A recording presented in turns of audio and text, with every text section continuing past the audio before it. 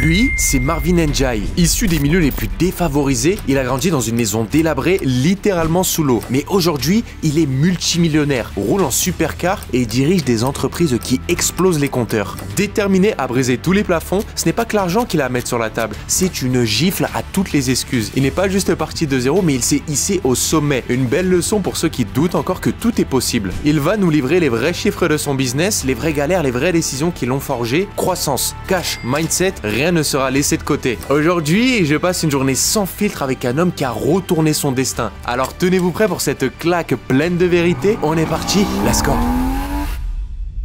Bon écoutez les amis, aujourd'hui nous sommes en Belgique les gars. Je vous ai concocté un entrepreneur juste incroyable qui est déjà passé sur ma chaîne. Au vu de ce qu'il y a derrière, je pense que vous voyez qu'il y a du niveau. On tarde pas plus, je vous le présente tout de suite. On est dans ses bureaux d'ailleurs, je pense qu'il est en train de bosser. Venez les gars. Marvin, c'est vraiment ton bureau du coup. Exactement mon bureau. Incroyable, comment tu vas? Ça va, tu vas bien et toi? Bah ouais, tu nous accueilles de la meilleure des manières là avec trois beaux gamos. Comment ça va mon frérot depuis le micro-trottoir qu'on avait fait ensemble du coup? Ça a bien marché d'ailleurs. Ça a bien marché et justement les gens étaient très demandeurs. Ouais. Ils m'ont dit mais Marvin en fait on a envie de creuser, on a envie de savoir un petit peu plus qu'est-ce qu'il fait, c'est quoi son mindset, ses déclics. Donc on est là chez toi. Et c'est ici en fait que je stocke mes voitures et que je bosse en fait la majorité du temps. Sur l'aileron de temps à autre alors du coup. Sur l'aileron, on a pour la vie. Est-ce que tu peux nous faire un petit tour là des voitures? Tu viens de les recevoir, c'est un truc de fou les gars. Ici c'est ma préférée, c'est avec ici qu'on s'est rencontrés. C'est vrai. C'est ma Huracan. Incroyable. C'est ma première donc Lamborghini que donc j'ai commandée à l'époque donc toute neuve. Tu l'as acheté à quel âge celle-ci? J'avais 24 ans. Putain 24 ans les gars, une Huracan ça fait plaisir. Ouais c'était chouette. C'est la plus symbolique de toutes. Bon là on est sur un Urus Perf. Performante,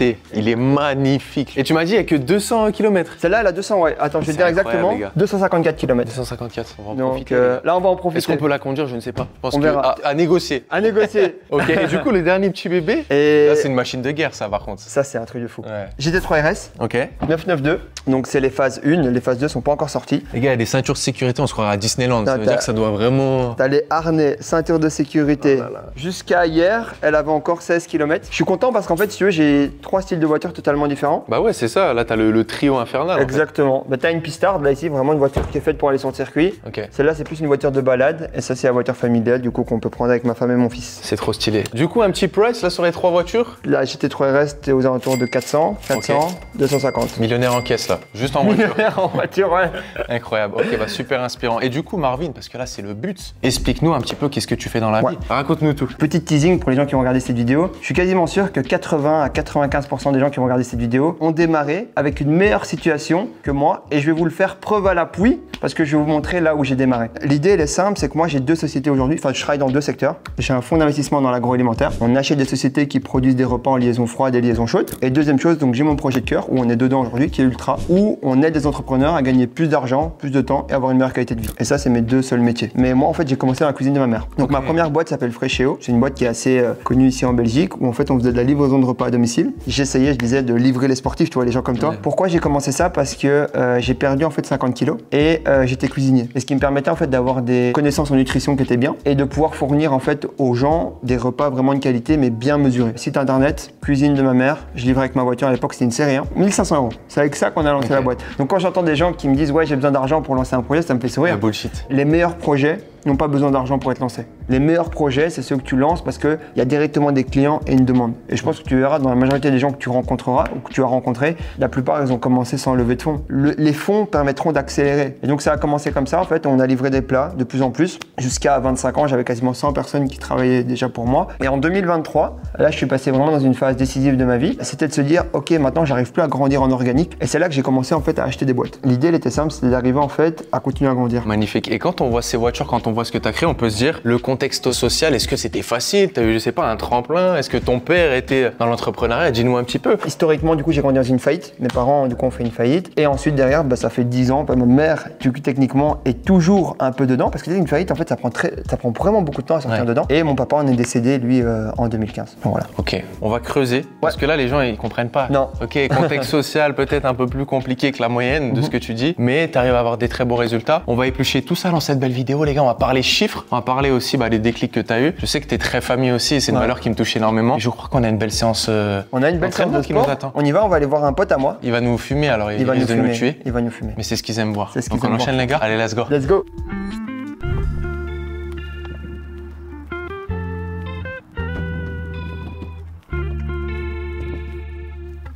On n'a pas le même sac par contre.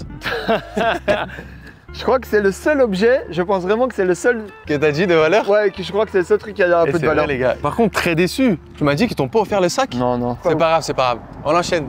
Hello. Et les gars, comment ça va? C'est stylé de toi fou. Let's go.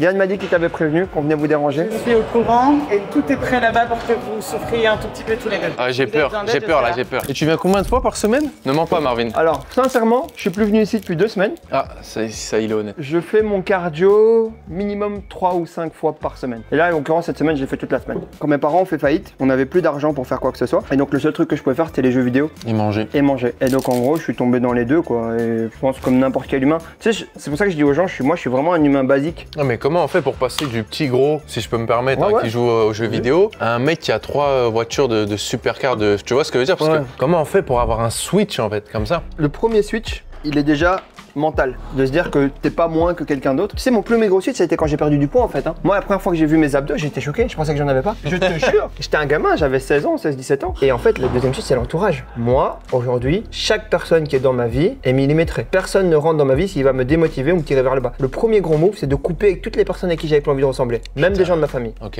Et ça a été un move. Vraiment, t'as été radical. Ça a été un truc super radical, j'ai disparu pendant facilement 2 ans. Et ensuite, derrière, quand je suis revenu, j'avais des choses pour me défendre. Typiquement, quand on te dit t'es un rêveur, mais que t'as même pas, je sais pas moi, 2000 € sur ton compte, bah ouais, t'es un rêveur. Par contre, quand tu me dis que t'es un rêveur et que j'ai engagé 10 personnes qui travaillent dans mon projet avec moi, c'est plus un rêveur. Bien sûr. C'est toi qui en un faiseur, ouais. Et donc, ouais, exactement. Et donc là, on peut rentrer en combat. Et là, j'ai l'énergie pour me battre avec toi et débattre, quoi. Et dire non, je suis pas un rêveur. Non, c'est toi qui mens.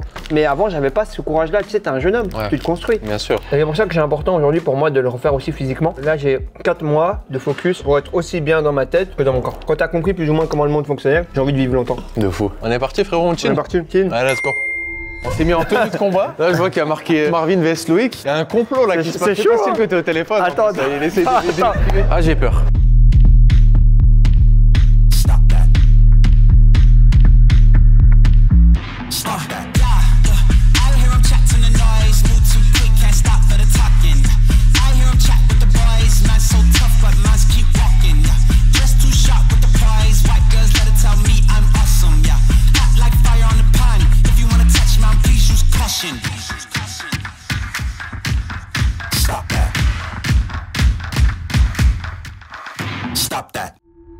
Bon écoutez, regardez ma tête. Je m'attendais pas à ça. Ah, je m'attendais pas à ça. Moi qui fais de la salle et beaucoup de sport, je me suis dit, je vais fumer Marvin. Mais non. Comme quoi, en fait, le cardio, le cœur, c'est très important. Ça va vraiment avec le thème de la vidéo, c'est le dépassement. Tu vois, quand il y avait justement les profs, là, les coachs qui nous disaient, allez, encore et tout. Je me suis dit, en fait, je suis pas une salope, comme tu as dit, il faut continuer. Même si j'en pouvais plus et tout. Et c'est dingue, mais c'est vrai, c'est dans les moments de retranchement où tu te dépasses. Et après, au final, tu es très fier, tu vois, de l'avoir fait. Revenons à nos moutons. Ok, vu qu'on est dans la routine sportive, etc., on parle de routine. Est-ce que toi, tu as une routine très précise en tant qu'entrepreneur? Est-ce que tu es un mec qui prend des douches froides tous les matins? La vérité, c'est que quand j'ai commencé l'entrepreneuriat, donc mes 2-3 premières années, j'avais une vraie routine, entre guillemets. Donc c'est-à-dire que la douche froide, je la faisais. J'essayais de m'entraîner le matin, je dis bien j'essayais. J'essayais de regarder à ce que je mangeais, mais surtout, je travaillais 80% du temps. Et aujourd'hui, si je te dis que j'ai une routine, c'est faux, parce que je prends l'avion à peu près entre 40 et 50 fois par an, ce qui fait que je suis souvent dans des hôtels, etc. Et j'ai une routine d'hôtel plus ou moins, mais c'est jamais vraiment bien. Et du coup, il n'y a pas une semaine qui se ressemble et je travaille en agenda libre. Donc vraiment en agenda 100% free. Mais pour démarrer, prenez du coup les habitudes au début de vous mettre une routine. Une fois que votre vie est une routine en fait. Parce qu'aujourd'hui, si tu veux, je disais ça la dernière fois, c'est que moi je peux pas passer 2 jours sans que quelqu'un dans ma vie me recadre et me remette dans le droit chemin. On va m'appeler pour un truc, on va me faire un truc, etc. Donc jusqu'à ce que votre vie devienne une routine, mettez en place une routine. Combien de temps tu travailles par jour? La force que j'ai aujourd'hui, c'est que je pourrais déjà ne plus travailler ou très peu travailler. Tu pourrais là ne plus rien faire et tu aurais toujours de l'argent qui tourne? Oui, c'est sûr. Aujourd'hui, j'ai assez construit, on va dire, de valeur pour qu'en automatique, à travers mes business, j'ai plus besoin de travailler. Tu vois. Mais la vérité, c'est que moi, je travaille beaucoup. Genre entre 14, 16, peut-être des fois, je peux taper 18 heures par jour sans stress, sans souci. Quand je te dis travailler, ça veut dire toute ma journée, je suis disponible, prêt à répondre, aller dans mes usines, faire des briefs avec mes équipes. Pour moi, travailler, c'est. En fait, pour moi, congé, c'est quand mon téléphone est off. Parce qu'à partir du moment où mon téléphone est on, ce qui est là 3/4 du temps. Tu bosses? Je bosse. Ok. Donc voilà, tu verras, je peux répondre là. J'ai peur d'ouvrir mon WhatsApp là ici, mais j'interagis à peu près avec minimum 150-200 WhatsApp par jour. Ensuite, à ça, tu ajoutes les mails, les appels. Magnifique. On enchaîne, mon frérot? Petite douche de l'espace. Plus qu'une douche là. Une redouche. Une redouche de l'espace. Et après, tu nous emmènes dans ton ancien chez toi. Exactement. On va voir où tout a commencé, les gars. Exactement. Exactement. Ok, je pense que vous allez être surpris parce que moi, il m'a un peu expliqué. Parce qu'on voit là la finalité. Ce qui nous intéresse, c'est le processus. On est parti, mon frérot? Let's go. Let's go, les gars. Bah écoutez les amis, on passe une journée juste phénoménale avec Marvin qui bien plus d'être un entrepreneur à succès est un humain plus que chaleureux et très inspirant. Et d'ailleurs, il a souligné quelque chose de très important. C'est en monétisant votre passion que vous réussirez à atteindre une totale liberté financière. En cliquant sur le premier lien qui sera juste en dessous de cette vidéo, je vous partage au laser un documentaire exclusif qui retrace un business model encore méconnu en France qui vous permettra, grâce à l'intelligence artificielle, de monétiser vos connaissances en une réelle source de revenus. Cliquez sur réactif parce que au vu de ce que je dis dans ce documentaire, je suis pas sûr qu'il reste très longtemps et on continue pour notre vidéo. Let's go. Bah écoutez les gars, on s'est changé et là on est arrivé du coup devant chez toi ou plutôt devant le chez toi de ton enfance. Exactement. On vous montre ça, les gars. Venez Let's là. go. Pour la petite anecdote, c'est là que j'ai voulu faire mon premier atelier Fréchéo. Putain, ça, tu vois, ça commence toujours dans un endroit comme ça. C'est un sorte de petit garage en fait. Ah ouais. Donc tu vois, je pourrais te montrer des photos. C'est ici que j'ai eu mes premières voitures, etc. Et tout était vraiment comme ça. Hein. C'est pas le bordel pour parce qu'il y a plus personne qui habite. Ouais, là, vraiment... on a l'impression que tu as préparé les lieux pour faire un peu le miskin. Je t'assure, mes parents. Mais c'est un truc de fou. Avec tout l'amour que j'ai pour eux. Bah dis-toi, regarde, je vais te raconter 2-3 petites anecdotes. Cette voiture-là, c'était la dernière voiture de mon père avant que du coup qu'il parte en 2015. Ok. Donc voilà. Là, Là, tout ici- gardé en fait. Tout. Mais c'est quoi? C'est symbolique? C'est vraiment parce que tu m'as dit que tu Non. veux que ton fils y voie ça. Je veux que déjà mon fils consentisse du coup la chance qu'il a et surtout tu vas voir à l'intérieur parce que le pire c'est pas à l'extérieur, c'est que tu vas comprendre à l'intérieur. Donc C'est ça fou. tu vois en gros, typiquement c'était la salle de bain. Mais tu nous as pas menti, frérot. Non, je te dis. Eh, mais tu sais que c'est vraiment. Je pense que c'est une des vidéos les plus marquantes où là on voit concrètement l'évolution. Tu sais quand Là, j'ai... c'est là où tu te douchais en fait. Ouais. C'est un truc de fou, frérot. Et dis-toi, Tu sais que je te jure, tu vas en toucher plus d'un. Pour tous ceux qui disent ouais, mais c'est si pour... t'as pas de cuillère dans la bouche ou si tu pars de zéro. ça pour moi c'est ma merde à moi. Alors il y a pire, Ah, mais il y a oui, mieux. non, mais bien sûr. Là ici quand il pleut, c'est un sol qui a beaucoup d'eau et l'eau sort du sol, des rivières qui vont dans le salon, etc. Je te jure que c'est vrai. Je t'enverrai la vidéo, tu vois, tu vas être choqué. Ça c'est la cuisinière avec laquelle j'ai commencé Fréchéo. Et je sais pas si tu sens, mais les gens n'arriveront pas à le sentir.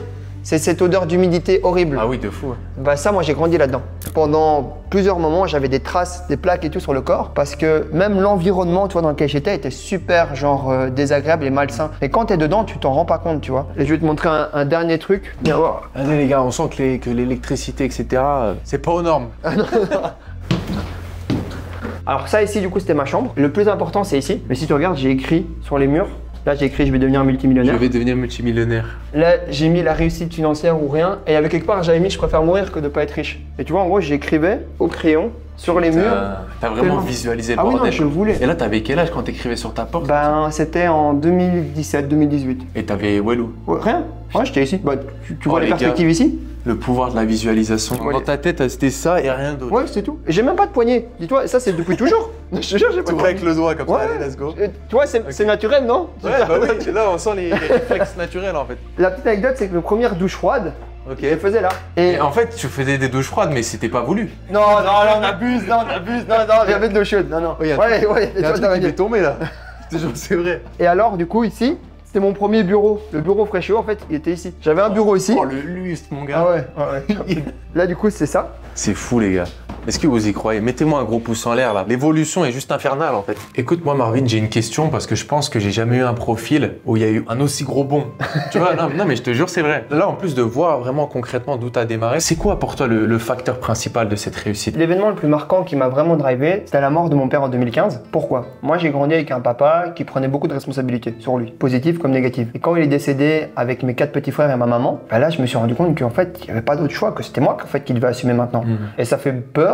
Mais ce que je dis toujours, c'est que j'ai jamais eu assez peur ou assez dur dans mes affaires que de devoir un jour me retourner et dire à ma famille non en fait on n'ira pas à New York. Non en fait ces études là tu pourras pas les faire. Moi je préférais, il est écrit sur ce mur, je te dis quelque part, mais je préfère mourir que de devoir dire non ou pas y arriver. Ouais. Et ça tes se voit dans êtres tout ce que chers, je fais. Ouais. Et j'ai mis ce niveau d'implication là comme tu vois dans le sport ou dans mes business et derrière en fait je te dis je suis obsessionnel dans tout ce que je fais. Ça a été Je vraiment voulais. la douleur qui t'a Ouais, ouais. drivé. Qu'est-ce que tu dirais à justement, tu vois, il y a beaucoup de jeunes qui ont peut-être entre 20 25 ans et qui se disent, tu vois, ils trouvent comme excuse que ouais, il n'y a pas d'issue de sortie amortis. La société, elle fait que de les enterrer et tout. Ça, c'est quoi le meilleur conseil que tu peux leur donner vu que tu as vécu ça? C'est l'état d'esprit de se dire, ok, je veux devenir une bonne personne, j'ai de la valeur à apporter dans le monde. Les gens pensent argent. L'argent, en fait, c'est pas une fin. L'argent, en fait, c'est un moyen. Et l'idée, c'est quoi? C'est que quand tu veux devenir riche, en fait, l'idée, c'est comment tu transformes la vie des gens. Parce que c'est en apportant ce que les gens veulent dans leur vie que tu es payé. Donc, c'est pas combien tu veux d'argent, c'est combien de vies tu veux transformer. Et sur base de ces vies-là, en fait, tu vas être payé. Pour moi, c'est là que tu dois capitaliser. C'est vraiment transformer un maximum de vie. Et si je peux donner des conseils concrets, si tu as des compétences ou des connaissances un peu particulières, que derrière, tu as envie du coup de lancer un business, utilise ce que j'appelle moi tes avantages déloyaux. Comme je t'ai parlé au début, j'avais perdu 50 kilos, j'étais cuisinier. Le fait que je livre de la nourriture équilibrée, ça avait du sens. Tu vois, je savais le faire à moindre coût. Prends toutes tes décisions avec bon sens et long terme et l'action paye plus que la réflexion. Si moi j'ai pu le faire, vraiment, un noir en Belgique, tu vois, tout le monde peut le faire. Mais c'est vrai. Un noir en Belgique. Un noir en Belgique. C'est ça. Le toit allait me tomber dessus si je partais pas dessus. C'est ça. En fait, tu n'avais pas le choix. Mais je pense qu'aussi, c'est quand tu n'as pas le choix que tu rebondis. Ouais. Les gens sont dans des situations de confort intermédiaires, vrai, tu vois. Et du coup, s'ils sont en intermédiaire, ils se disent bon, pourquoi je prends les risques et tout. Moi, c'est ça ou rien. Incroyable, frérot. Franchement, bravo. C'est très, très inspirant. Moi, j'aimerais bien aller voir ta boîte. Ah, là, c'est mieux. mieux. Tu nous as parlé de Frechéo. Les gars, en plus, c'est un business, c'est du concret, c'est du palpable. On va parler chiffres. Let's on go. les emmène. On y va. Let's go, les gars, on est parti. On a troqué le Urus pour les petites camionnettes des familles. Mais ce qu'il y a dessus, ça a bien plus de valeur finalement. Ça a beaucoup plus de valeur. Frechéo, les amis. Bienvenue du coup chez Frechéo. On n'a pas eu le temps de faire un beau design. On préfère vous préparer les meilleurs petits plats. Pas mal. C'est une tagline de 2021. On n'est plus trop dans l'air du temps, mais elle reste encore là. Ça, c'est ma fierté. Je t'ai montré la première cuisine. Là, je vais te montrer mes cuisines maintenant. Ça, c'est un de mes 4 sites de production. Donc, j'ai plusieurs sites de production et on va aller faire la visite ensemble maintenant. Bon, par contre, tu m'avais pas dit qu'il fallait mettre une capote pour la tête avant de rentrer dans Frechéo. Comme dit toujours, sortez couvert. Je peux mettre ça aussi. Et là, je suis paré. C'est un bâtiment que j'ai acheté en 2021 et investi au total pour 2 millions d'euros. Et je vais te faire un petit tour et te montrer un peu c'était quoi ma vision et la vision future, on en parlera prochainement. Alors, bienvenue du coup chez Frechéo. Ici, j'ai mon stockage donc sec, les marchandises. Je stocke aussi quelques protéines. On est en train de lancer une gamme de desserts protéinés. Je vais te montrer l'entrée fournisseur. En gros, le stockage de nos cartons, produits d'entretien, local poubelle réfrigéré. Ici, tu as toute la nourriture brute et après, tu as les congélateurs. Dans chacune des pièces là, tu as 3 locales. Du décartonnage, du nettoyage, local numéro 3, que des planchiers et de la découpe. Ici, on a donc la chambre de congélation. Là, ici, il fait un peu plus froid. Là, on se sent bien. Là, on sent bien le froid là. Ensuite, du coup, on arrive ici dans la partie donc production. Ouais, bien sûr. L'idée, elle est simple dans le process. Là-bas, les ingrédients sont à 4 degrés. Ici, ils viennent à 180, 200 degrés. Ensuite, ils sont refroidis ici à 4 degrés. Donc ça, c'est des chambres. Ils sont stockés ici. On les package. Là, c'est packaging, On les emballe pour ensuite finir ici. Et là, du coup, maintenant, tu as les produits du coup qui sont terminés. Et ici, du coup, on aura la mise en colis. On a également nos propres boissons. Ouais. Le Marvin. Ouais. Du Marvin. Ouais, c'est le jus d'orange. Il est toujours obligé de mettre sa pâte. Ouais, je suis obligé de mettre ma sale tête partout. Incroyable. Salade comme ça des familles, salade César au poulet. Incroyable. Ça me donne limite envie de faire un abonnement là. Écoute, tu peux. C'est vrai, c'est combien? C'est entre 8 et 12 euros par plat. 8. Bah, ça va en vrai. Oui, ça va. C'est le but, c'est que ça soit accessible. On veut proposer le meilleur rapport qualité-prix. On a également des cafés glacés. Je te l'ai pas dit, mais j'ai aussi 2 cafés là qui sont en train. Enfin, un qui est ouvert et un deuxième qui est à New York. Et on va en ouvrir 5 avant la fin de l'année. Mon but et ma vision, ça serait dans 2 ans d'aller aux États-Unis. Incroyable. Donc voilà. Et puis ensuite, on est à la sortie ici. Et en fait, les livreurs, ils arrivent par ici. Après, ça part. Ok. C'est livré chez les clients en camionnette réfrigérée. Impressionnant ce que tu as créé. Et tout est parti de là avec ma thermobox, ma maison, dans la cuisine familiale. Et en fait, au début, on avait juste un frigo de maison où je stockais mes plats, quoi. Ok. Viens, on va se poser un peu, on va parler un peu chiffres. Allez, go. Bah écoute, merci pour cette belle visite. Avec plaisir, Franchement, Loïc. c'était juste fou parce que là ça parle français. Là. Pour les petits curieux, parce qu'ils ont envie d'avoir du palpable aussi jusqu'au bout. Quelle a été la meilleure année que tu aies pu faire avec tous tes business réunis? L'année passée, c'était ma meilleure année. Donc juste pour te reprendre la partie agro, on a dépassé donc les 10 millions d'euros de chiffre d'affaires. Ok. Et on fera entre 12 et 14 millions cette année. Et du coup, tu manages quand même pas mal de personnes. Comment est-ce qu'on fait pour être un bon leader, mais surtout inspirant? Parce qu'être un tyran, on sait que ça mène à rien. Ouais. Ce serait quoi ton meilleur conseil par rapport à ça? Moi, j'ai toujours fait dans mes boîtes, et je pense que c'est pour ça que j'ai su faire grandir et tracter du monde avec moi, l'idée par l'exemple et toujours se servir en dernier. Typiquement dans Frechéo, pendant les 5 premières années, j'avais le plus petit salaire. Et donc je pense que ça a beaucoup marqué les gens, les équipes, et ils se disaient ok, le gars il croit vraiment, quoi. On connaît Marvin, on sait que c'est un opportuniste, on sait que c'est quelqu'un qui veut créer de la valeur. Donc si lui il fait ces sacrifices-là, moi aussi je peux faire moins de sacrifices. J'avais des gens, plein de managers qui étaient payés mieux que moi. Et deuxième chose, c'est se servir toujours en dernier. En tant que leader, tu dois toujours laisser tout le monde manger et puis toi prendre ce qui reste. Donc c'est à toi de créer le meilleur gâteau. Comment tu fais justement pour avoir la vision et te dire ok, je vais pas manger pendant X années, mais je sais que derrière ça sera fructueux parce que tu sais, comme tu l'as dit, il y en a, ils veulent tout de suite avoir les fruits du travail. Aujourd'hui, j'ai créé un produit qui a un rapport qualité-prix qui est exceptionnel et qui derrière, en fait, est sur un modèle d'abonnement, donc de commande en ligne, qui derrière, je pense, va devenir la norme dans les futures années. Et ce que moi, mes investisseurs, ainsi que mes équipes, on croit aussi. Donc je pense que l'idée, c'est d'avoir quelque chose qui est un produit qui est qualitatif, des bonnes valeurs et en fait avoir du coup un marché qui répond à ça. Au bout d'un moment, il faut y croire, faut mettre sa volonté pour y être. Et si tu n'y crois pas un minimum, tu restes dans la chambre qu'on a vu tout à l'heure. C'est vrai. Et d'ailleurs, pour toi, Marvin, c'est quoi la plus grosse erreur que font tous les jeunes entrepreneurs qui souhaitent se lancer, tu vois? Pour moi, il y a deux problèmes. Un, commencer un business par opportunité et pas parce que tu as des avantages dedans. C'est de ne pas se concentrer sur quels sont tes avantages déloyaux et de vouloir créer de la valeur par rapport à tes passions et par rapport à ce que tu as vraiment envie de créer pour les gens. Et deuxième chose que je vois beaucoup, c'est le focus. Les gens n'arrivent pas à être concentrés sur une opportunité de marché, sur un truc. Si tu regardes, chez Lee, je fais que deux choses. Et pour moi, les deux sont corrélés. Parce qu'Ultra m'aide à grandir comme il aide à grandir les autres entrepreneurs. Et mon agroalimentaire, c'est ce que je fais depuis des années, produire de la nourriture et le livrer en liaison froide et liaison chaude. C'est ce que je ferai, je pense, jusqu'à la fin de ma vie, peu importe le pays, peu importe le secteur, peu importe l'endroit, et rassembler les gens et m'éduquer à travers du coup le mentoring et ce qu'on fait à travers l'Ultra. Je le ferai aussi toute ma vie et j'ai pas besoin de plus. Du coup, justement, la place de la passion pour toi, elle est obligatoire pour avoir un business fructueux et périn? Moi, je suis passionné d'entrepreneuriat. C'est important parce que sinon, en fait, tu tiens pas. Typiquement, j'ai passé des heures sur cet atelier. Des heures aujourd'hui, on a l'impression que c'est facile, qu'il est arrivé, etc. Non, c'est des heures de construction, c'est des conflits avec les architectes, c'est des remises en question constamment. À un moment, tu vois, j'ai un budget qui est bien défini. Je vais ressortir 210 000 € de plus que j'ai pas pour pouvoir finir du coup les sols. Plein de problèmes comme ça. Donc, si t'as pas quelque chose de plus fort que l'argent, tu ne tiens pas. Comment est-ce qu'on fait pour justement assumer un échec pleinement et rebondir de cet échec-là? Quand tu te lances dans quelque chose, il faut bien identifier l'opportunité. Il faut dire, ok, ma boîte, dans 20 ou 30 ans, c'est quoi? Et tu le sais fondamentalement, tu vois, tu le sais. Typiquement, Ultra a moins de chances de durer 30 ans que Fréchéo. Et c'est normal. Il y en a un côté, on vend de l'alimentaire, de l'autre, on vend du conseil. Si à un moment dans nos conseils, on se renouvelle pas, on sera pas top. Tandis que dans 30 ans, les gens mangeront toujours la même chose.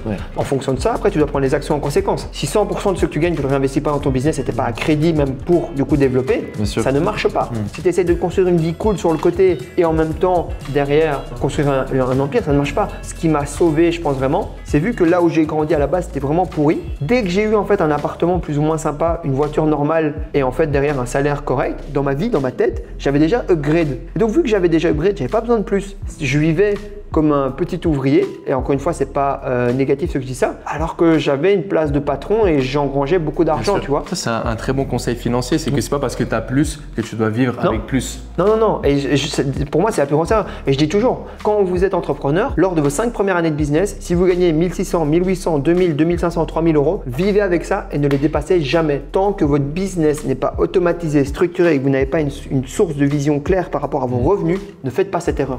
Moi, j'aimerais bien quand même terminer sur quelque chose d'incroyable. À la conduite en fait de la Porsche. On va aller faire un tour en Porsche. Je pense qu'ils veulent voir ça aussi. En tout cas, Marvin, franchement, merci de nous avoir présenté ça. Avec plaisir. C'était un plaisir. J'espère que tu as kiffé la journée aussi. C'était trop bien. Et toi, est-ce que tu as kiffé? J'ai kiffé de fou. On y va les gars? Let's go. On est parti.